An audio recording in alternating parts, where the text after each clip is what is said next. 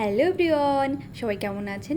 আশা করতেছি সবাই খুব ভালো আছেন, সুস্থ আছেন। আর আমরা সকলে খুবই ভালো আছি। আর সন্ধ্যাবেলা থেকে পিৎজা খাইতে খুবই ইচ্ছা করতেছিল। আর আপনাদের দাদা ভাই তো বাড়িতে নেই, যেহেতু তার আজকে অফিস ছিল, তার জন্য সন্ধ্যাবেলাতে আর বার হওয়া হয়নি। আর বাড়িতে না পিৎজা বানানোর সমস্ত কিছু উপকরণ ছিল।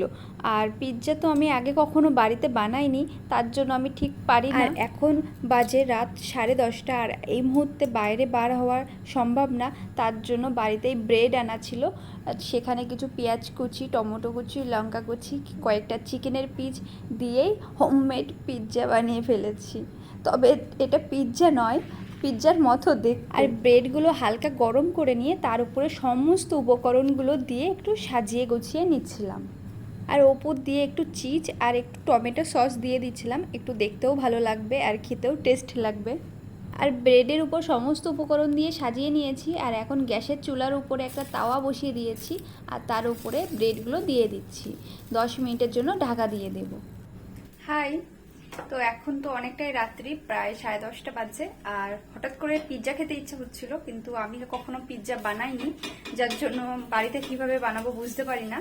তো বাড়িতে ব্রেড ছিল আর চিজ ছিল, সেগুলোই দিয়ে একটু চিকেন কুচি, কিছু পেঁয়াজ কুচি, এগুলো দিয়ে বানিয়েছি। অনেকটা পিৎজার মতো দেখতে, কিন্তু পিৎজা নয়। তো এখন সেটা খাওয়া হবে। আর এখন একটু গরমে বসানো হয়েছে, তো 10 মিনিট ওয়েট করবো। তো আমার 10 মিনিট এখানে হয়ে গেছে। আর এই যে চিজগুলো সুন্দরভাবে দেখুন একটু হালকা গলে যাওয়ার মতো হয়েছে। এখন নামিয়ে নেব।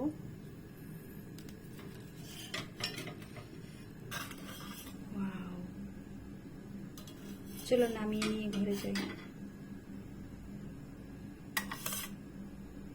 এই যে নিয়ে চলে এসেছি হোমমেড পিৎজা। আর এটা বার্গার হয়ে গেছে। একটা ব্রেড চাপা দেওয়া রয়েছে এখানে, আর এটা এই হয়ে গেছে। আর এখানে নেওয়া হয়েছে জুস।